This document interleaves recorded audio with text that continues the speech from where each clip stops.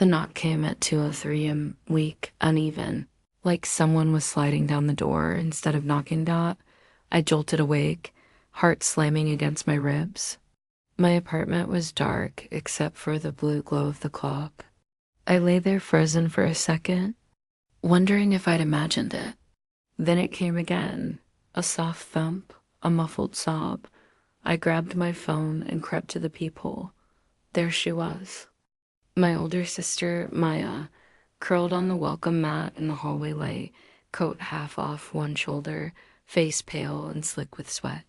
Her legs, those long legs she used to tease me about being useless compared to hers, were twisted at an odd angle. She looked broken. Literally. I opened the door. "Maya, what happened?" She tried to speak, but only a whimper came out. Her breathing was shallow, ragged. I dropped to my knees beside her. Hey, stay with me. "I'm calling." 911. That's when my phone buzzed. A text from Mom. "Don't save that cripple. Let her lie there." She made her choices. I stared at the screen. The words burned into my eyes. Mom, our mother, knew exactly where Maya was. She'd sent this the second I must have opened the door. How? I looked back at Maya. She was shaking, lips moving without sound. Tears mixed with the sweat on her face. She reached for my hand, weak, desperate. All the years of distance crashed over me. Maya had always been the golden one, beautiful, confident, the daughter Mom bragged about at every family gathering. I was the quiet middle child, the one who stayed home to care for Dad during his long illness while Maya chased modeling gigs. In the city, when Dad passed, she barely came to the funeral. Said she had a shoot. Mom forgave her instantly. Me? I was too emotional, too clingy. After that, the rift grew. Maya stopped calling. Mom stopped asking about me. I moved to this small apartment, built a quiet life as a nurse, tried to forget how invisible I'd become, but now Maya was here, collapsed outside my door at 2 a.m., and Mom's text told me to leave her. I didn't hesitate. "She's hurt badly.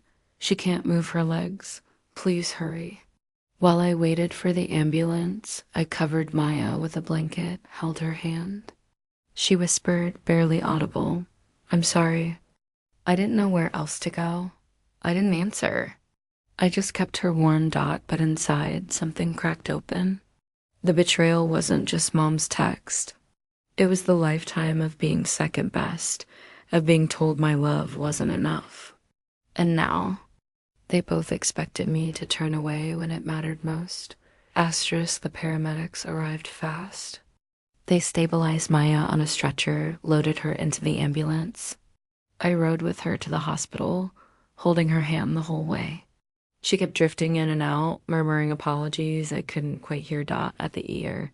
The doctor came out after. What felt like hours, spinal injury. Severe compression fracture from a fall, apparently down a flight of stairs at a club. Possible permanent damage. Surgery was needed immediately. I signed every paper they put in front of me. I was the only family member present. Mom never showed up, not that night. Not the next day. Not even when I texted her the hospital room. Number. Instead, another message came the morning after surgery. She'd drag you down with her. Cut ties now. You owe her nothing. I sat in the waiting room chair, staring at those words until they blurred. My chest felt hollow. All those years Mom had praised Maya's independence, her beauty, her spark. When Maya partied too hard, partied with the wrong people, Mom called it living life. When I stayed home studying nursing, Mom called it boring. And now, when Maya's spark had burned her, Mom wanted me to abandon her. I didn't. She was awake, groggy from pain meds, staring at the ceiling. "Why didn't you call Mom?" I asked quietly. Maya's eyes filled. "I did," she said. She said I wasn't her daughter anymore. Told me not to help you. Maya closed her eyes. A tear slipped down her cheek. I knew she hated me. I thought maybe you still cared. I do, I said, voice breaking. I always did. The next weeks were a blur of hospital routines. I took leave from work. I sat by her bed during physical therapy, held her when the pain made her cry. Maya opened up slowly about the drinking, the bad relationships, the nights she'd wake up not knowing how she got home. She'd been running from something for years. Maybe from Mom's impossible expectations, maybe from herself and me. I was angry, not just at Mom, at the whole twisted family dynamic that made me feel like the spare tire. Always ready to be used, never celebrated. But anger turned into something else. Resolve. I started documenting everything. Texts, voicemails Mom left. When she thought I wasn't answering, hospital bills Maya couldn't pay. I wasn't sure what I'd do with it yet. I just knew I wouldn't let this slide. One night as Maya slept, I sat in the hallway and cried. Not for her. For the little girl inside me who'd spent decades waiting to be seen. But she learned to stand again with a brace, with a walker, with stubborn tears and quiet determination. I helped her move into a small, accessible apartment near mine. I taught her how to manage her meds, how to cook simple meals, how to ask. Not once. Then the letter came. Mom's lawyer. A formal notice. Maya was being cut out of the family trust. Every cent Dad left for his daughters. The reason? Irresponsible behavior. The trust would go entirely to me, they said, as the responsible child. I read it twice. Then I called the lawyer. I don't want it, I said. Split it evenly. Or better yet, put Maya's half in a trust she controls. And tell Mom I'm done pretending this family is normal. He sounded surprised. Yeah. Sure. I've never been more sure. I didn't tell Mom directly. I didn't need to. A week later, she called me screaming, crying, accusing me of betrayal. You're choosing her over me? After everything I did for you, I let her finish. Then I spoke, calm for the first time in years. You told me to leave her to die outside. If that's what family means to you, then I choose her. I hung up, blocked her number. Maya cried when I told her about the trust.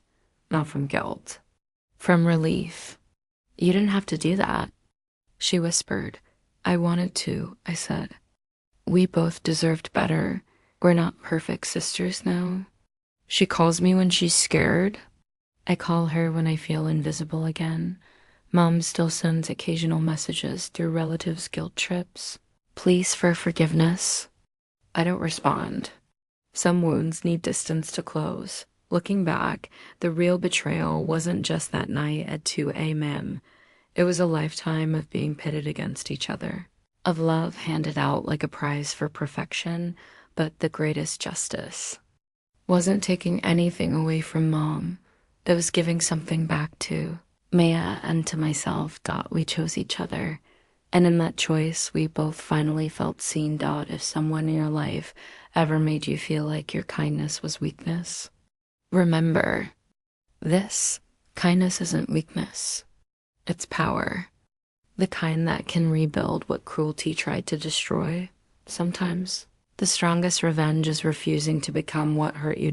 It's choosing love. Anyway, even at 2, thank you for listening to my story. If it touched something inside you, share it with someone who needs to hear it. And tell me in the comments, what's the moment you chose kindness when everyone else chose silence?